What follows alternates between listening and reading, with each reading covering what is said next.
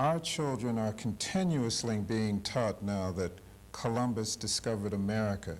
Through your work and research, you have found something to counter this. Can you set us all straight now on this story about Columbus discovering America? Okay. I appeared before Congress on July the 7th of last year. In fact, there's a special tape here, Van Sertima before Congress, and the transcript of the appearance before Congress, the congressional testimony. And I appeared before Congress because I had been invited to speak to the Congressional Overseas Committee, which was to look at what the Christopher Columbus Quincentenary Commission was doing. There's going to be a tremendous celebration in 1992, which will celebrate the so-called discovery of America by Columbus. I came to establish quite clearly that Columbus did not discover America, that word is a word that should never be used, because there were visitors, important visitors, significant visits and contacts and voyages long before Columbus. I'm not alone in that view. As early as 1964, the Congress of Americanists ruled there cannot now be any doubt that there were visits from the old world to America long before Columbus. So that is a myth that has been dismissed. People have come to accept the Vikings were there in 1000 AD because the Vikings are European. Nobody questions that. That is even entered some of our history books. But because this involves Africans, and some of it is much earlier, 1000 AD is long after the Olmec. So some of the visits of Africans is after the Olmec period, some is before or during that Olmec period. Like the plant life, the Gossypium herbaceum moved from Africa to here long before the Olmec. Some visits are in the Olmec period. Some are in the medieval period, 14th century. Some are in the 15th century. Some are even around the Moorish period. And the thing that I want to close with is to point out that as a result of my testimony, the chairman of the Congressional Overseas Committee said clearly to the Quincentenary Commission that you should not, in the light of Van Sertima's testimony, you should not refer to these visits as discoveries. They should simply be called voyages or contacts. But the reason why this big discovery idea comes in is because European types who had conquered the world, who had carved up Africa and taken over the Native American world, they want to claim that the world was asleep until they came, so that it was lying dormant until they discovered that other part of the world. And that is a word, therefore, has to pass out of our vocabulary.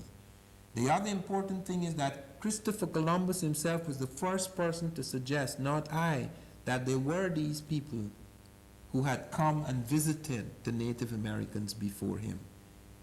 We found, as the inquiry that came out of my testimony, that there was only one black on the commission. There were no Native Americans. This was being dominated by people who thought that they had actually created the New World, the Spanish, the Italians, etc. All very well, Columbus was a great man to them, but to plant that myth upon the world and to make us feel that we are discovered people, that is very pernicious. Columbus, as I said to Congress, never once put his foot on American landmass, north or south. He only went into the Caribbean, the mere periphery of America. He, on the third voyage, his ships landed in South America, but he did not set foot on the continent at all. I want to thank you very much, because now the record can be straight and our children don't have to come home and ask us, did Columbus discover America? And now it's just voyages rather than discoveries.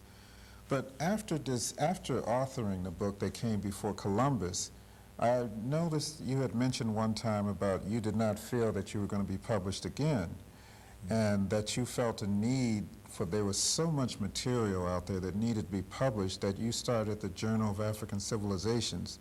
Why did you start this journal? Well, that was an absolute necessity. One thing became very clear to me, that I could waste my whole life pursuing that subject and that no one would ever take it seriously, that they had to take Africa seriously before they could actually look at that thesis seriously. Because most of the objections arose from the fact that people felt that this was absurd, if Africans, after all, were just primitives, if they had no great technology, if they had easily been defeated in the slave trade, how dare you suggest that they could cross the Atlantic, which Europeans had not yet crossed? How dare you suggest that they could influence a major civilization? So that I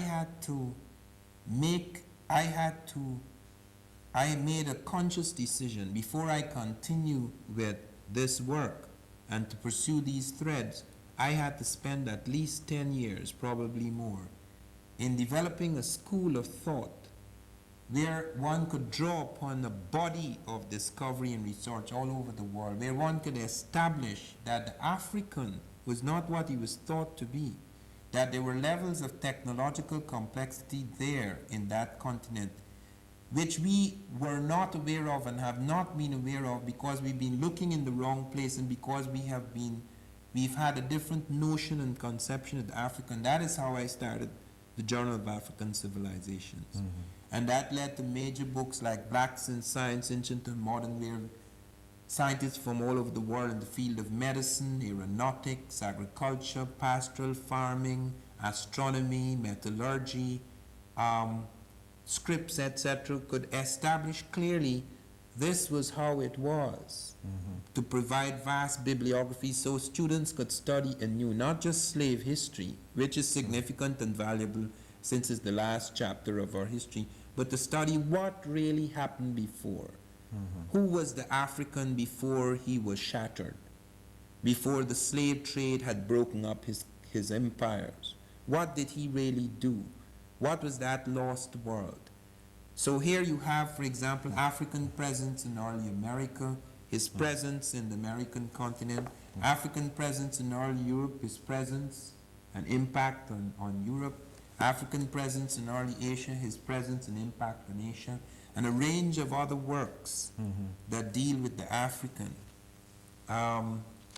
These works have we now have about 10 of these titled works, and they engage experts from all the fields.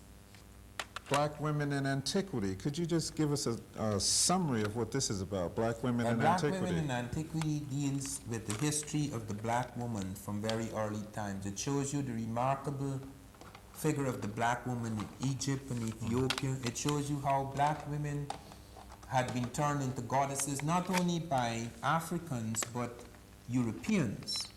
Europeans also worshipped black women. For example, the most important black woman in the world was Isis. Isis was the female aspect of God. Osiris was the male aspect of God. Isis was the female aspect of God, and she was a black woman.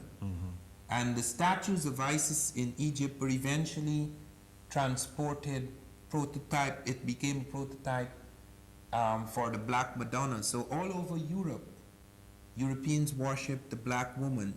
And she had a little child, Horus, who became the Christ figure, so that after Jesus died, for a long time, even when he was accepted as the Christ figure, the black woman and her child, her black child, was accepted as Mary and Jesus. And then when these statues were broken up or lost, the Europeans would make new statues, some of them with European features but black skin. So that became the Black Madonna. You can still find many of them in Poland, in Spain, in the Soviet Union, all over the world. Photograph Mr. and Mrs. Ivan Van Sertima. Welcome to Los Angeles. It's our pleasure. And I just wanted to do this so that my family will have a photographic documentation of two of the greatest people on the planet. Oh, we're honored. And thank you for coming.